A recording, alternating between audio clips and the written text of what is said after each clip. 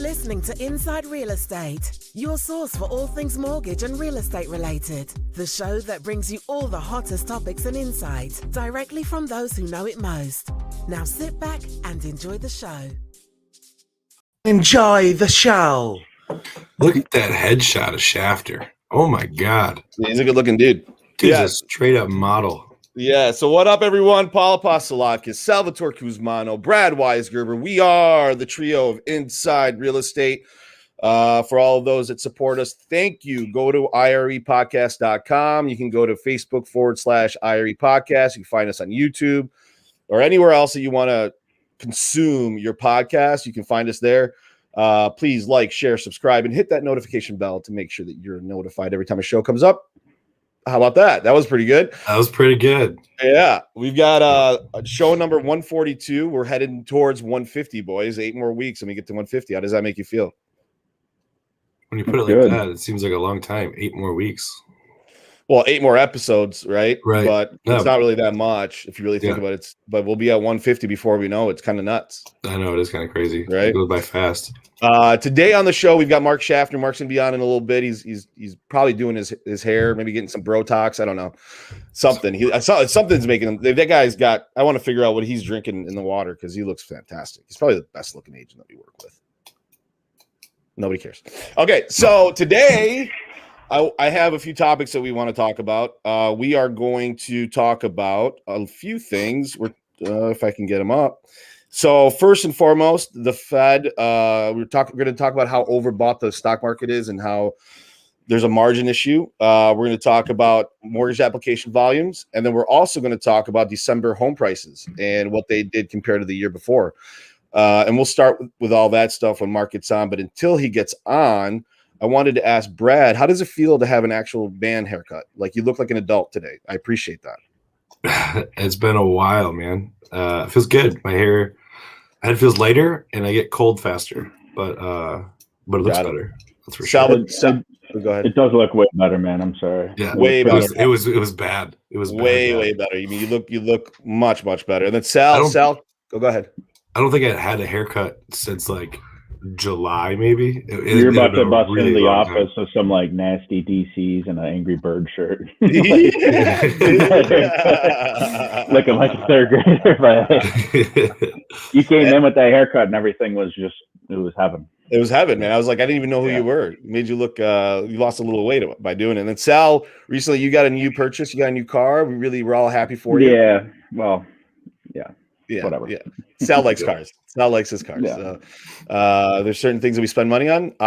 Sal spends it on money and his money on cars. But it's a really nice car. If anybody sees him right, prefer not to talk about disclose. Yeah, we'll pass on that. I get it. Let's talk about the market, Paul. Come on.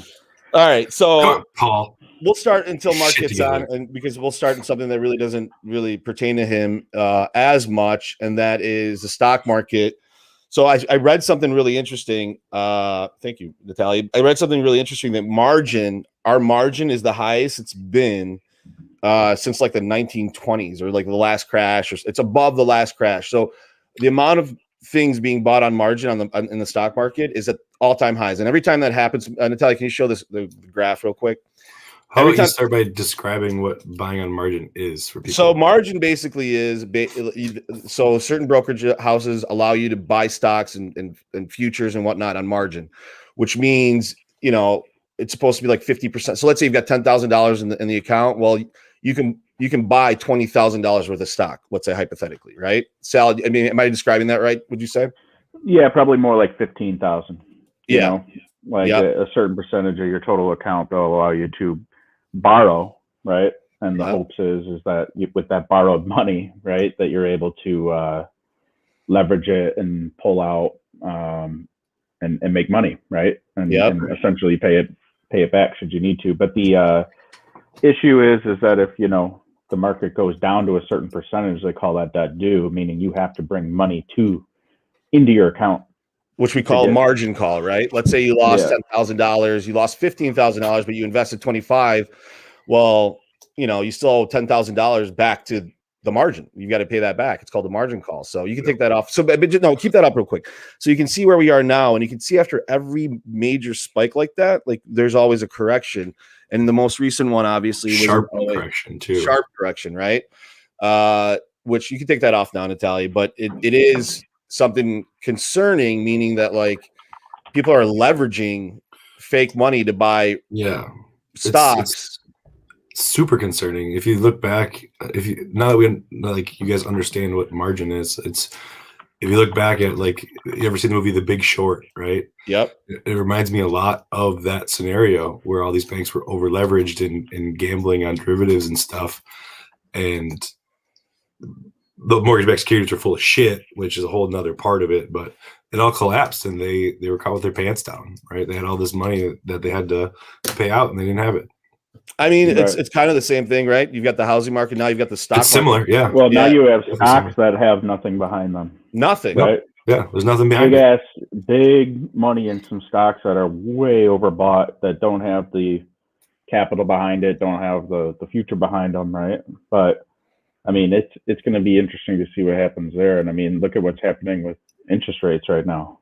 I mean, did you look at the 10-year today? No, I did not, but I will tell you that we were talking about it. Do it. Yeah, so no, dude. No. Which is really interesting because that would be good. I'd say look at it, but no. Yeah, no, when you said look at it, I was like, what do you mean look at it? No, I said don't look at it. Don't look at it. Oh, don't look at it. Yeah, Shaftner, let's get Shaftner on the there he is. That's Daddy. What up, brother? We were just talking about how good looking you are, bud. Oh, you guys are too kind. Yeah, buddy. How are you, man? I'm doing great. How are you guys this morning? Good, dude. I don't know if you heard, but we were talking about margins and how the stock market's a little bit overbought right now. It feels overheated. It feels very speculative. And the margin situation kind of speaks to that because we have the highest margin that we've had since like 2008, basically since the last. And every time it spikes, we see a big correction. And that's kind of where we're at.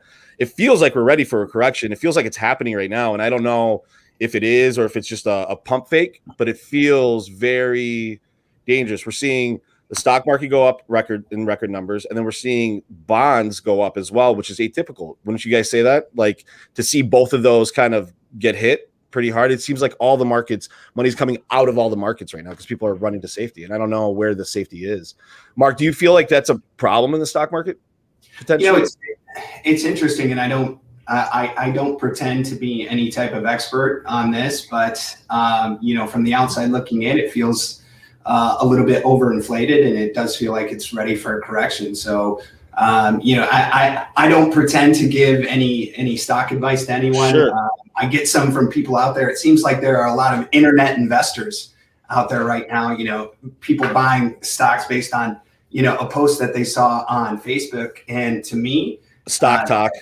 Yeah, that seems a little irresponsible to me. So it's truthfully, it's not something that I'm doing much with. I'm a long-term investor when it comes to those things. So I have a person that I have helped me with this. I kind of give him my money and I check in with them, once a quarter, once every 6 months, and say, how we doing?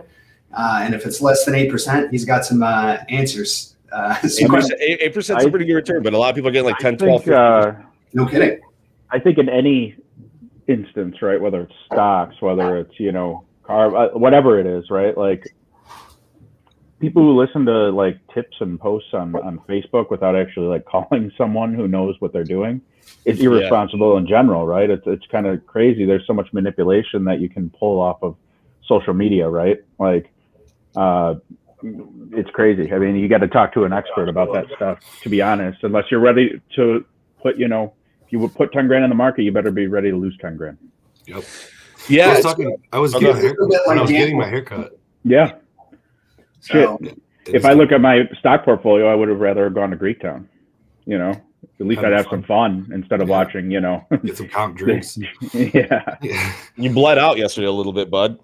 Yeah, every day I'm bleeding on that thing, dude. I mean, I should have just went to the casino and just tossed it in the roulette table. I'd have more fun. There's a good quote from Warren Buffett that says, when people are fearful, I get greedy. When people are greedy, I get fearful. And that's a great way to look at it, because when there's fear in the market, right? People are selling, panic selling. It's hard to hold on to your sell. You know how this feels. It's hard to hold on to a stock that's bleeding out. You kind of have to, you haven't lost until you sold. But I mean, to Mark's point, I think that a lot of people right now, who are thinking one way are thinking, is this the start of the crash? Yeah. Right? And do we need to sell everything we got in there? Or there's a lot of people who are holding the bag, right? Ready to see what happens. It's crazy, but there's gonna be a lot of bag holders, to your point. Never ever, other than maybe like, 08 or whatever, I don't think we've heard this much about the market as we have in the past 3 months of all these people in it. Everyone's, dabbling in the market. It's crazy. Well, I was getting my haircut. The guy next to me when I was getting my haircut was talking to the barber about how he quit his job and all he does all day is sit at home and day trade on Robinhood. He sits at home, he gets his coffee, and sits in front of his laptop and just trades stocks. Some random ass guy, and he's trying to talk the barber into opening an account and trade with him. Like, everybody's in it, and it's unbelievable to me. That's when there's a problem. It's just in anything, right? If you can trip and fall on a deal, then it's too lucrative. Like, there's too much going on, right? If the business is, if easy money's coming easy, I feel like that's when you got to get like people that shouldn't be trading are trading. Like, teenagers are like all of a sudden doing TikToks about how great their stock portfolio is, and that's all because of Robinhood. I think there's definite danger right now for these youth, these kids who don't really understand what a margin is or a margin call are going to get margin calls and be like, "Mom, Dad, I don't know what to do. I got fucked." You know what I mean? There are a lot of things that like we see online. Like, I don't buy essential oils from people selling them online. I don't buy the face cream from somebody online. I'm certainly not going to buy stocks from somebody that popped on the internet and said, "Hey, buy this stock." Once in a while, especially when they're like 18 those. years old, right? They're 18. I know everything. I'll buy those Wish.com boys once in a while. Like $2 sunglasses. They come like 3 months later. Yeah. $3 shoes. I think there's a dark time coming in our business for people who got in to make a quick lick, right? Yep. Like, I agree with that. Rates are so low. I'm ready to open my own shop and just be like a refi. I'm just going to slam refis through, right? Let's talk about that, because right now, mortgage application volume is declining, and Natalia, you can bring that up. And you can see rates are low, but the actual volume of applications are going down on both the purchase and the refinance side. You can see here, the 30-year fixed index, right, where it is. And you're seeing now at the very top, you're seeing that applications are down. Go to the next one for the refinances. And you can see refinances are way down from, the beginning of 2020, basically, when they were spiked way up. And now look at where they are. So it's interesting that we're seeing a slowdown in applications going into the spring season. I know that we had a really, really hot winter. You can take that down, Natalia. A really, really hot winter, a really hot early winter, like we're not in spring yet, but it kind of feels like we're going into it. But to see them kind of declining now as we're going into the spring buying season, it's kind of interesting. What does that make you feel, Mark, inside? Well, I think it's a combination of a few things. Inventory in Michigan is down this year versus last year. Is down by 53%. So I think that has a little something to do with the fact that you're seeing purchase applications go down, because there are plenty of people in the market, but nobody can actually get a home. I'm sure that I don't know if that indicates pre-approvals or anything like that, but it does. It does. It's any application, but the thing, go ahead. So even purchase applications are down, but still, what I think any realtor that popped on here would say is that it's a lack of inventory right now. It's not a lack of interest on the buy side of things. At least that's what I'm feeling. I don't know if that echoes what the charts are telling us there. But what I'm feeling out in the market is there's plenty of buyers. There's just not enough inventory, not enough good inventory for people to purchase. Yeah, speaking of that, we can talk about actual home prices, and I think this speaks to the demand. There is high demand in a lot of markets. There's a lot of buyers that think they have buyer fatigue and getting out of the buying market because they're like, I can't find what I want. And that until we have that solved from a inventory issue, but I don't even know how that happens. right? How do we fix the inventory issue? And we have such a big population. We've got a whole bunch of millennials that are now going into the buying market. You've got new families. You've got all these people. You've got people downsizing. It's same thing as always, but people are not letting go of their homes right now. Even though they can get top dollar, they know they can't find another house. I think baby boomers in the next 5 to 10 years are going to start retiring and sadly dying, right? So I think that probably, because I mean, if you think about like the average like family size back then, right? Like everyone's parents had like 5 or 6 siblings, you know what I mean? So if you think of if every one of those, or you know, 2/3 of those people currently own homes, and now most people now only have 1 or 2 siblings, probably of like the millennial and whatnot era, right? Hopefully that will free up some of the homes coming down the road, right? I mean, people who are 70 years old aren't really looking to make a move if they don't have to, right? And they only really have to when they got to go into retirement and or die. So I think that might free up some inventory, but other than that, I mean, it's just really new builds, right? And new areas that people necessarily didn't live before. Like, look at how many people are moving to, North Macomb, areas that were before kind of out there, right? That out west, up north, right? I think that's really the only thing that will change things, other than potentially, and I've noticed an uptick in pre-approvals the past few days, because I hear word of, oh shit, the rates are going up, and I haven't seen since COVID a spike in rates this fast, right? Yeah. I mean, we were at 2.75 a week and a half ago on average, and now it's like 3%, in a matter of a few days. Which is a big jump, Mark, just so you know, like that for a rate to move, and it might even be 3.1, a little bit over, but depending on the situation. But to see a jump of a quarter percent or 3/8%, to get that movement overnight, it takes a lot. So we're seeing that's a refi pipeline killer. If you don't have your shit locked. Done. Right. If you're at 3.25 today, we could do 2.75, save you 0.5%, and you're saving, $200, $100, $50, whatever it is, $100 depending on the loan amount.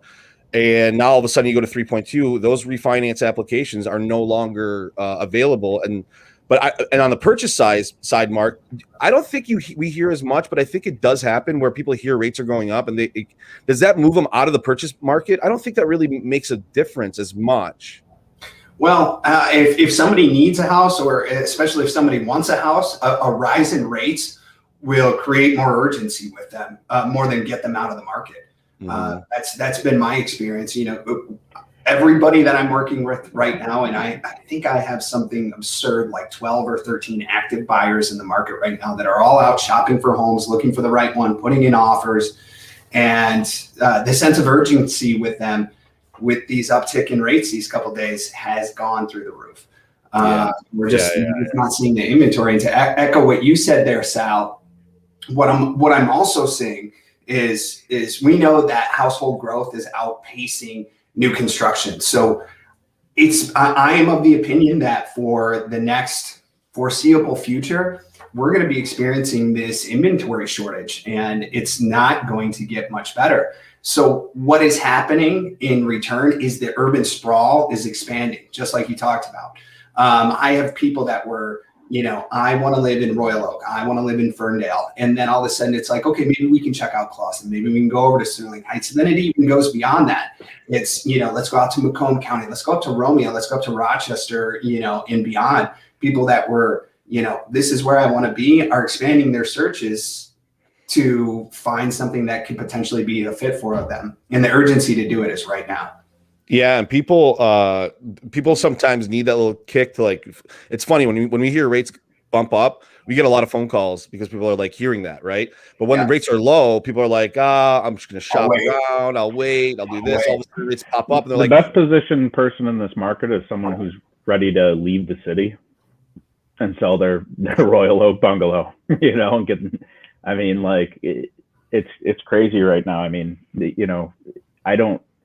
To your point, I mean, but there's no like quick solvable answer. How fast can you build homes and subdivisions and developments in places that not all people want to move to?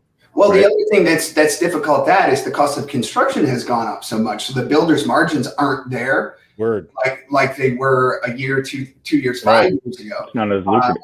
So the cost of new construction has gone up as well. So it's a double-edged sword in the market right now, and I don't know at this moment exactly how it's going to correct. Yeah, and speaking of that, Natalia, you want to bring up the graphic? So the home prices year over year are up almost 11%, 10.4%, right? It's the biggest gain in 7 years, dude. You know what I mean? And by the way, we've had inventory issues. This isn't a new issue. This has been an issue, and it's becoming worse and worse and worse. Every year we've been talking about inventory. We had 45 days, 60 days worth of inventory. That seemed like now we're at like 30 or less for inventory, which isn't right now locally. We're at about 1.9 months worth of inventory. Right. It's not enough to I mean, what's a healthy market, I think, is 4 or 5 months worth of inventory. We're well below that. But what we're seeing because of that is because the demand is so high, your house is worth more this year than it was last year, quite a bit more. Some places 10%, some places 14%, some places 8%, depending on the market that you're in, right? But ultimately across the country, 10.4% gain, right, on your house is usually, I think, if you get 2 to 4% gain year over year, you're pretty good. That's pretty normal. A 10% gain year over year means something's going on. And so, just to put that in real numbers for the people listening right now, all 4 of them. Yeah, right.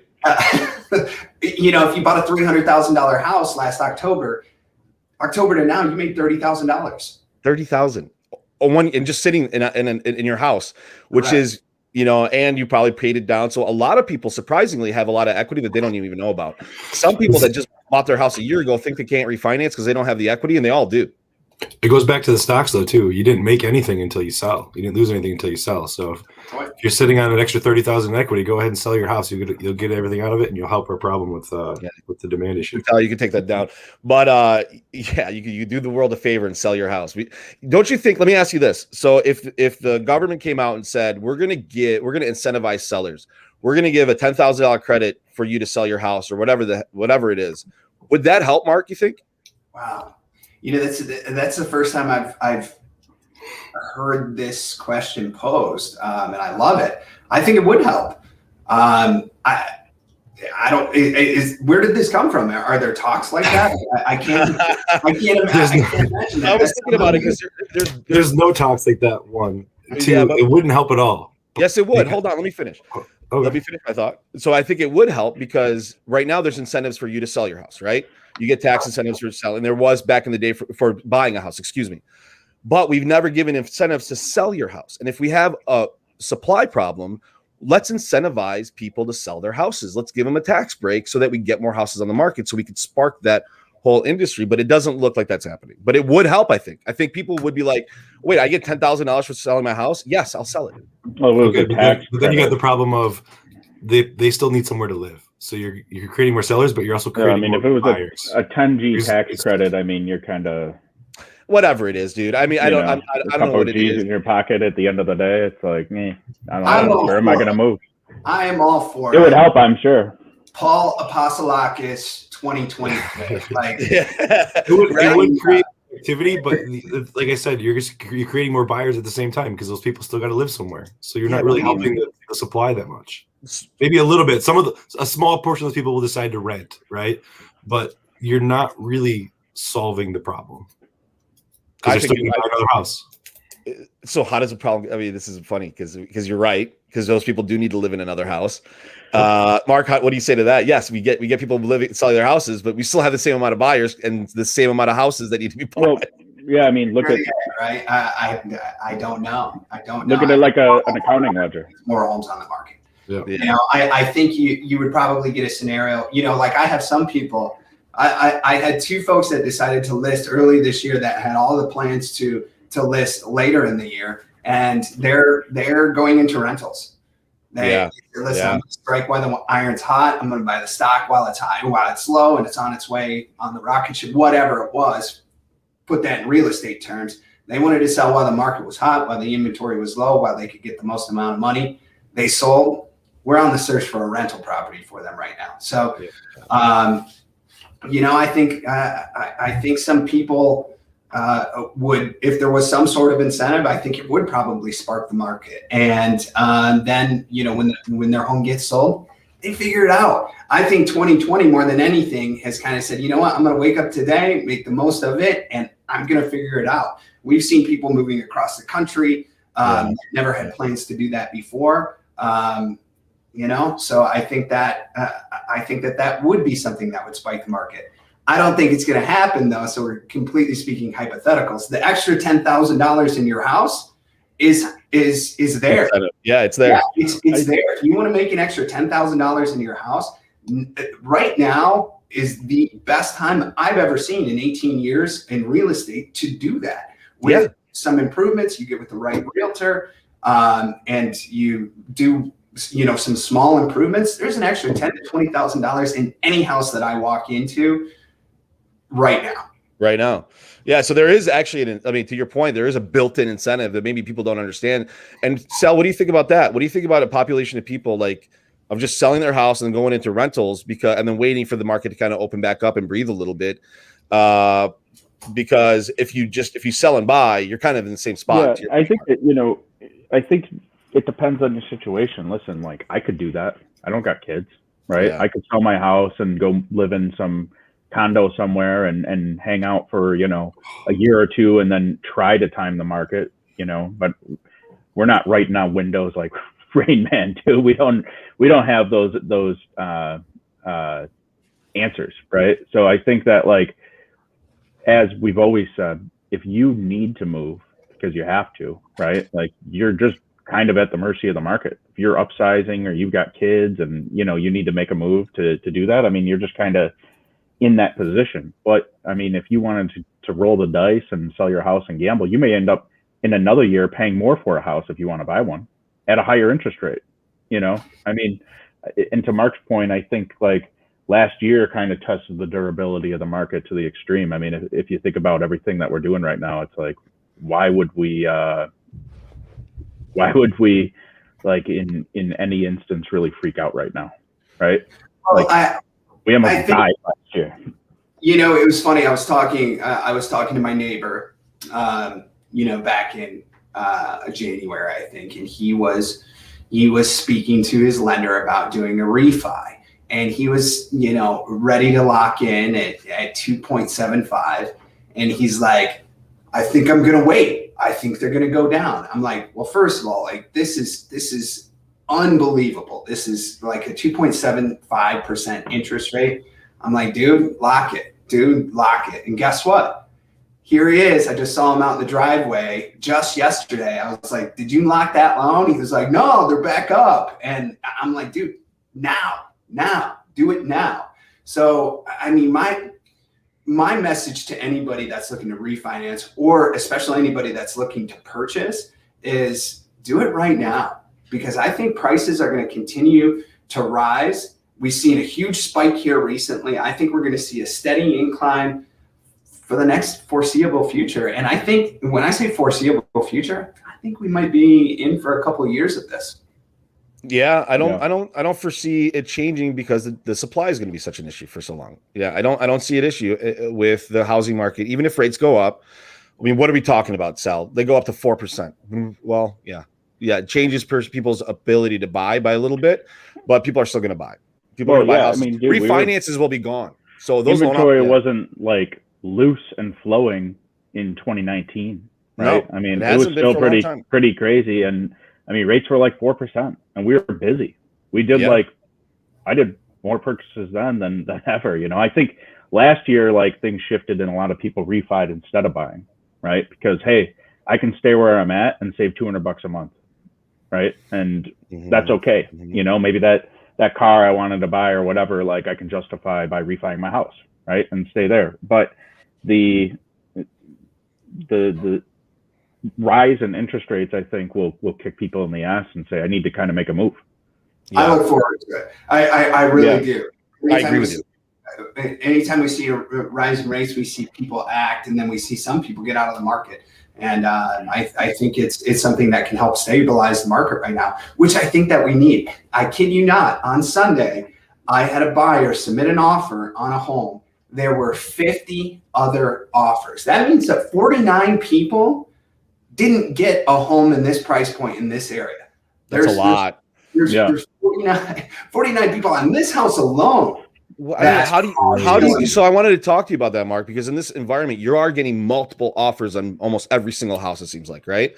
And if it's a decent house, it's getting 50 potentially. That's a lot. I mean, that's a lot of people that want the same house. Offers. And if you're selling a house, like, which one do you take? Right? There's got to be 25 of them or 30 of them that are exactly the same. And then you've got like some on the low end, some on the high end, and some that are just ludicrous where it doesn't make any sense. Who's getting these houses right now, Mark? Are they just the cash buyers? I mean, are you seeing people is that the highest converting pre-approval that you're seeing? It's not pre-approval, but basically like, hey, I've got the funds to buy it. There's a lot of different things that we're seeing out there right now. This particular one, this home went on the market on Thursday. By Thursday morning, by Thursday afternoon, there were multiple offers on it. Yeah. This seller decided to keep their home on the market all the way through Sunday, and they generated 50 offers. It was great. It was a great home. I don't like that personally. I don't think that is a good way to go about things. You've got to sift through 49 other offers, 40 of which are going to be splitting hairs almost exactly the same. Yep. You'll have 5 that are above the pack. And then you'll have 5 that really stand out. And, that's not personally the way I recommend that my sellers go about it. In this market, you might get somebody in there within the first 24 to 48 hours, or a couple people that are in there that hustled, that got out there, that gave you what you're looking for, and maybe then some, maybe wrote you an amazing offer. And I put some weight in that.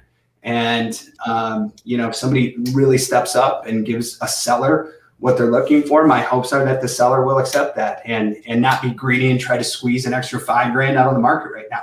Now, some people want to do that, and by all means, that's their prerogative. But you can't be cheap right now. Almost, you can't be cheap on either side, right? Because you're making tons of money regardless. It's like, how greedy do you want to be on both sides? And you might lose the house, or you might lose your buyer because you're being greedy potentially, right? Well, and you upset 49 other people, like how do you put all those people through that when you've got something sitting right on the table right now that you can take, that's just one philosophy. Listen, you can go the complete other direction. But to answer your question, that particular house, yes, cash one.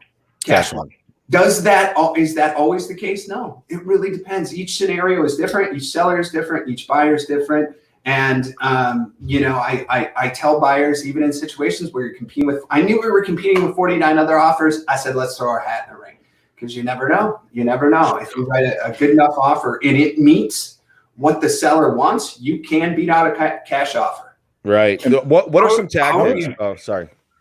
How are you generating 50 offers in that short of a time period? Are you seeing a lot of buyers not wanting to walk through a house before offering? Are you seeing sight unseen offers a lot these days, or what? Because that's a lot. Sure. Yeah. Some people are like, dude, just toss it out there. I don't care. I've seen the pictures. I'm in Delaware, wherever they are. Right. They'll toss it out. Sure. I bet there was some sight unseen offers in that one. But this home was available for 4 days. From 8 a.m. till 8 p.m. in 15-minute increments. You can get that many people in. If it's a great home, if it's priced right, yeah, you'll get 100 showings on it in 3 or 4 days. Wow. But that's the way it is right now, man. That's the way it is. Who wants that many people going through their house? Right. I mean, mind you, if you live there, like, hey, I'm going to stay in a hotel this weekend. For all these showings. That's a nightmare. Yeah, that's crazy. People are leaving town and things like that, but I don't know. It's one strategy. It's not mine. Yeah, Mark, what are some strategies in your opinion to stand out from the rest of the pack when you're putting in an offer? Because I know that is when you get a good agent, part of what they do is negotiating for you and also setting you up for success. Like, some people don't know some of the tricks of the trade to get an offer accepted. So you want to talk a little bit about some things that you do to help your buyers get in front of or be higher on that list of 50, let's say, right? I don't think that there's a ton of trade secrets anymore. Right. There's everybody's heard about the appraisal guarantee. This is a $250,000 home. I'll offer you 280 and guarantee the appraisal, no matter what it is. No matter what, I'm buying it at 280. I'm buying it at 280. So you guarantee the seller their price. That's nothing new. There are escalation clauses that say I'll pay $5,000 over your highest offer up to $300,000. That's another tactic that's out there. People are writing letters, writing a little love letter to the seller, saying, the moment we walked in, we saw this, we saw that, we're a new family, and we want to carry on that same great tradition. That's a nice thing to do, because a lot of a home is an emotional thing. These folks have lived there, they've created memories there. So if they get something nice from the potential new owner, it is going to be warm and fuzzy. But on top of that, I do think it is the strength and the quality of the buyer's agent that you have, because on every deal, on 95% of deals, there are two agents. There's a seller's agent and there's a buyer's agent, and these seller's agents want to work with an agent that they know is a quality agent, is responsive, will follow up, will get to the closing table and coach their clients on how to do so and how to do it in a smooth way. Because 30, 45 days in a real estate transaction, so much can go on. And the strength of the buyer's agent relationship with the seller's agent, it makes a big difference. One thing I wouldn't do if you were a buyer right now is hire an agent that's not local, that doesn't do business in the area. Like if somebody came to me and said, I want to buy a home in South Lyon, I would say, I am not your agent. I don't do business out there. Let me connect you with somebody that is. And that's smart, because look, this is where agents prove their worth, is when there's a market. I'll give you an example. When I bought my house 4 years ago, there were 17 offers on my house. 17 offers. There was a cash offer. I was not a cash offer. I did offer contingency, but we wrote a letter. And the letter, actually, these people were very nice people, and we won over a cash offer because of that letter and a few other things that we did. Contingency, like you spoke of. We definitely overpaid for our house back then, but we wanted the house. We didn't care about that. And that's a lot of stuff. And think about that. That was 4 years ago, Mark, and there were still 17 offers on my house 4 years ago. That means we've had an inventory problem that has steadily got worse over the last 4 years, in my opinion. Crazy, right? But hey, this is a really good, I'm so glad that you brought this up, Paul. So you overpaid 4 years ago. Yep. How are you doing today? Fine. I had 10% appreciation year over year. Right. So, and that's it's such a good point. I'm so glad that you brought that up, because I have so many people, especially a lot of first-time home buyers, that are like, am I overpaying for this home? And short answer is, yeah, kind of right now. But in 6 months, no. And in a year or 2 years, I really hope not. You could be sitting really pretty. The sooner the better. And no matter what, housing does well even through recessions, although we had an anomaly in 2008. But generally speaking, we've said this before, the housing still does fairly well, because it is, as long as we have liquidity, we'll be fine in that section. One thing I say to my clients is, and this is a fact, the price of real estate will always go up, because the cost of land, the cost of materials, and the cost of labor to build homes will always go up. Even if it goes down, it will go back up. Yeah, that's interesting. So as far as the market goes, Mark, do you think, in your opinion, going into the spring season, do you see it just heating up even more, or do you see it cooling off? I wish I had a crystal ball to say for sure. I am hopeful that with the weather warming up, it's beautiful out today, by the way. It is. That we're going to see more inventory come on the market. I agree. And as we see more inventory, we'll see some of these buyers that are in the market leave the market, and hopefully things stabilize. That is what I'm hopeful for. I think we will see some relief. I don't think it's going to get to a balanced market. I think it's going to still stay a seller's market for a while, but hopefully scales tip back to a little bit more normality. And I think that we should see that happen as we get a little bit further into spring. You know what's interesting? I thought the rental market was going to take a really big hit through COVID, because people not paying their rent or whatever it may be. But I think because of the housing shortage, the rental market's going to be strong for a while too. I'm with you. Are you? Yeah, because like they just built this massive, the Griffin, right, in Royal Oak by where we work. It's just I don't know how many units are in there. It's this massive complex. Yeah, I couldn't believe that when they were building it and COVID hit. I'm like, they're going to go out of business, right? I was like, they're going to be boarded up, whatever. But no, people. I think there's a high demand for rentals right now. And by the way, rents are not cheap. Rent is expensive right now.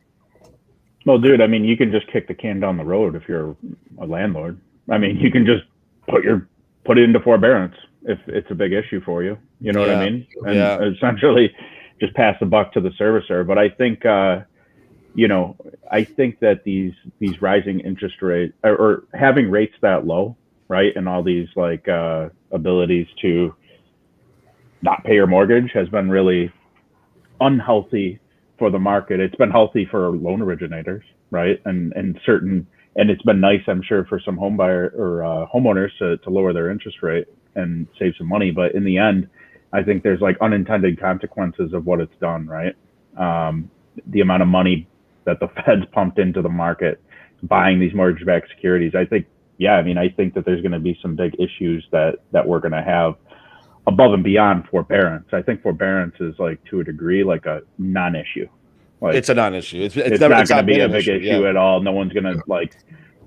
I don't think we're going to hear of like the big forbearance crash, right? No. It's going to be like the giant, like, Fed pumped so much fucking money into the market that it exploded everything crash. But that's not the foreclosure bubble that some people are waiting for. No, I agree with you, Mark. That we're not going to see a foreclosure bubble. Unfortunately, and I've said this before, the people that are jobless aren't always the ones that are in the housing market. You know what I mean? The servers and whatnot. You have to look at, in my opinion, and to be completely wrong, right? But how many of these companies that are out there that employ people, how much of them are heavily dependent on the company's stock price, right? Because I think that's where you might see some issues is if, hey, the stock price goes to shit and they got to lay people off, right? Yeah. And that creates like an employment crisis. That's where I think you might see some issues happen. But I mean, does stock price really affect what people do on a daily basis on their business, though? I don't think that does anything. I mean, well, it depends, right? I mean, are they relying on that stock price to do something for their company, right? But raise money for their company. Essentially, why else would you have stock, right? It's to raise money for your company. And if they're using that for operations or they're just using that as reserves to cash out one day, I mean, I think that's a question of these companies. If you can't fund what you want to do and because you went public and now all of a sudden your stock's shit, what do you do?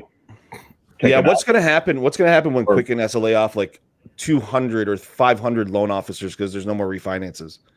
Like, I worry about our area guys because we're so heavily dependent on the mortgage market and there's so many people that are just falling and tripping into lots of money because there's so much money to be made in the mortgage market right now.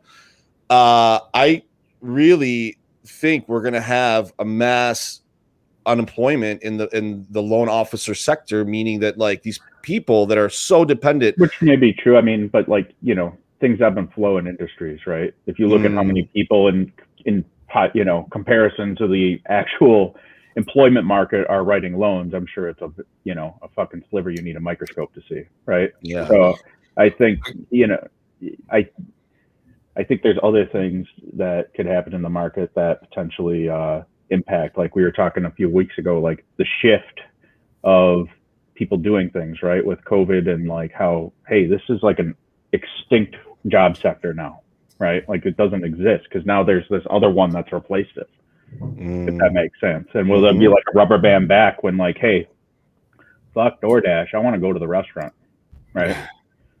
Yeah. Shaftner, I got to dip out a little early, but I wanted to say thanks for coming on the show. I love you, and I will talk to you guys later. All right, Brad. Enjoy your gynecology visit.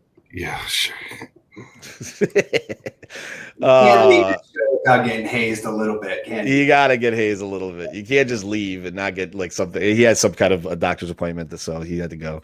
Yeah, man, it's gonna be an interesting year because there's so many anomalous things that are happening that we can't like. We do the show, we pontificate, we masturbate over what could possibly happen, right? But the reality is, we sit here and we're just sitting in our seats and we don't really know any more than anybody else. We just try to talk about it.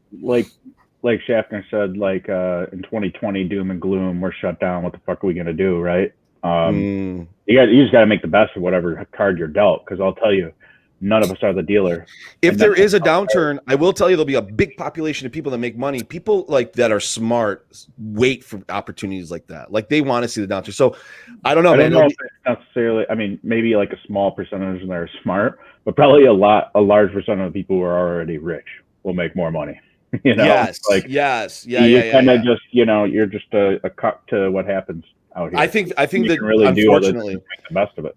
We're going to have a bigger disparity between the haves and have-nots coming out of this. I think we're going to have a real situation potentially like the 80s where there was just such a disparity between people that had money that don't.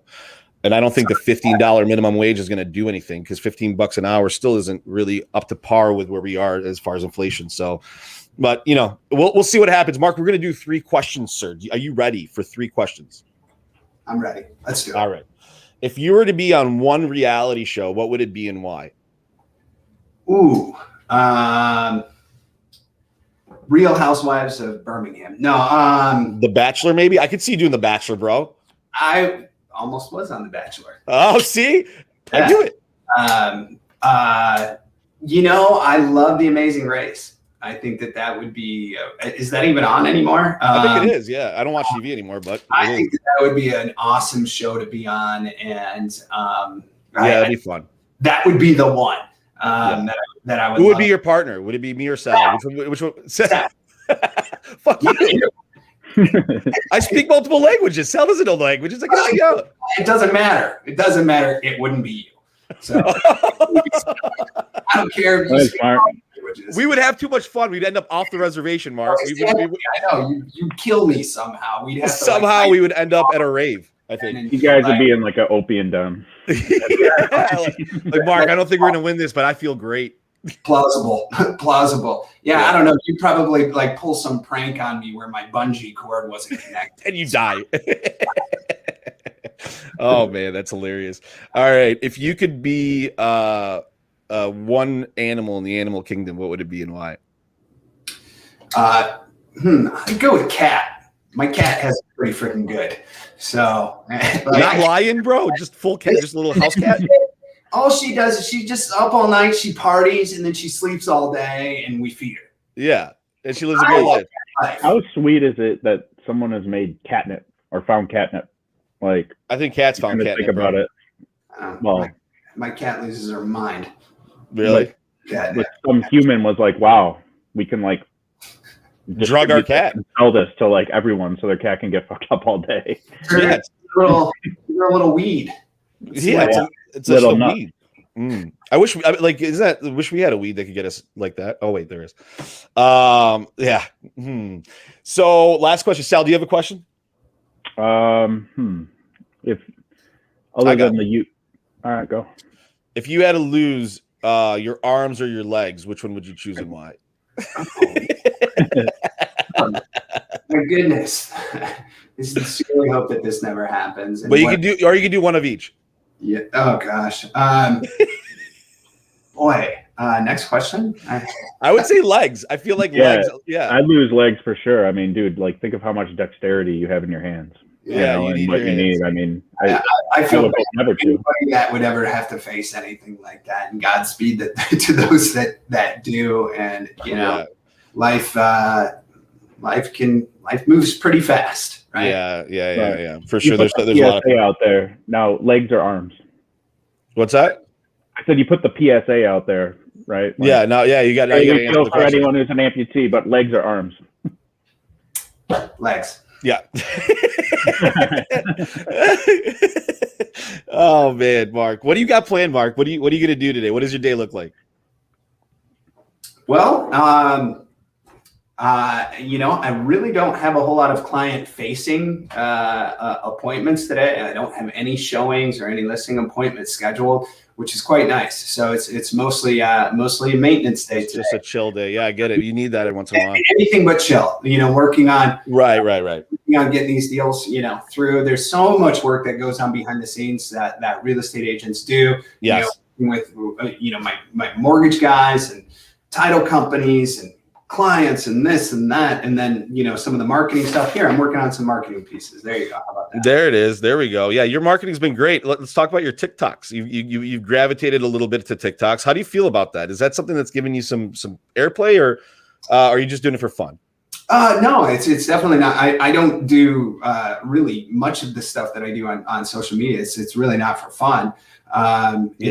It's to be in front of people and remind them that I'm a real estate agent and I'm somebody that knows what I'm doing. I think that TikTok and in Instagram Reels is a really unique platform because it's pared down to 15 to 30 seconds long. Especially Instagram Reels, you're only allowed to be 30 seconds long. Yeah.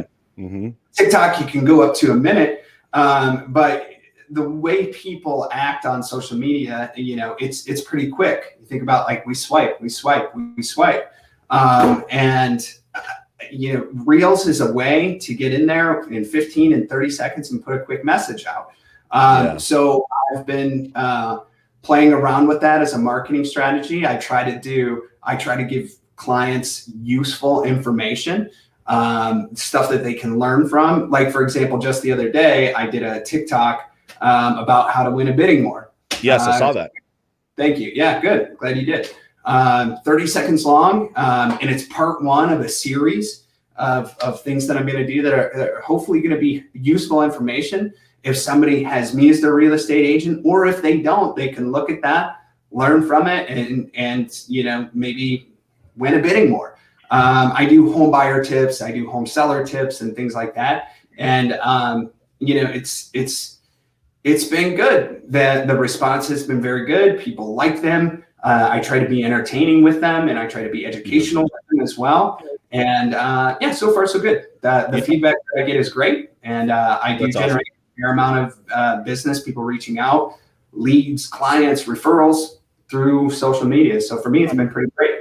Yeah, I'm glad there's a good side to TikTok, right, where people can learn, because like I've found my my social media retirement age, which is like my age as of today, because I cannot stand the fact that there's been something invented called the TikTok dance, and you see these kids doing them, and like, I mean, I sound probably like an old, it's like, and now it's flooded into Instagram. I like to go on to the little search thing, and there's like the things I like, right? I see food, I see cars. I'll tell you, TikTok's algorithm now is at the top of my Instagram feed every day, there's some stupid little kid doing, the Macarena on the TikTok dances. That's the bane of our existence. Well, here's the thing about TikTok. Its algorithm is so good that if you use it, it'll just serve up what you want. Like TikTok to me has got the best algorithm. I need to maybe start using it, because now I think Instagram's got it twisted. It thinks I like TikToks. I put on there, I'll hold the button or the picture and just say, not interested, not interested, not interested. And each time it replaces another Macarena dance kid doing a TikTok. That's really annoying. I have not. Now I say it's inappropriate. I report it as spam and it's inappropriate. I would say so. It's really strange that that Instagram's algorithm is giving you that, especially when you're clicking on it. Zuck, dude, he wants to get into my head and like.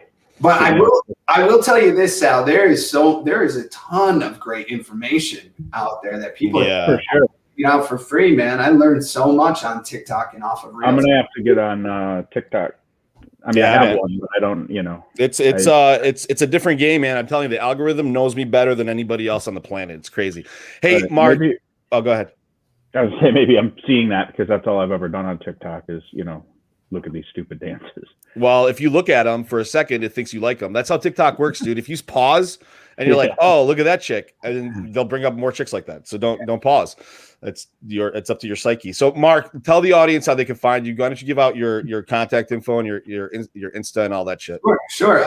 So my cell phone number, then probably the quickest way to reach me is via text message. My cell phone number is 248-396-1741. Website is markshaftner.com. I am on Instagram at Mark Shaftner, TikTok at Mark Shaftner, Facebook.com/Mark Shaftner Real Estate. Perfect. Perfect. All right, guys, that is our show. Thank you, Mark, again for doing the show. You're one of the best agents that we work with. You're a veteran in the game and truly a gentleman, and we appreciate your time. Salvatore, thank you for doing the show. Brad is going to get his hoo-ha checked. And other than that, we are out of here. Thank you all for liking, subscribing, going to our podcast apps. Please hit that notification bell so you can see our podcast. If you've listened to this far in the show, thank you for making it all the way through. If you like our show, subscribe. If you don't, go fuck yourself. Have a great day. We're out. Love you guys. You've been listening to Inside Real Estate, the nation's top real estate podcast. Don't forget to follow us at irepodcast.com and everywhere where podcasts are available.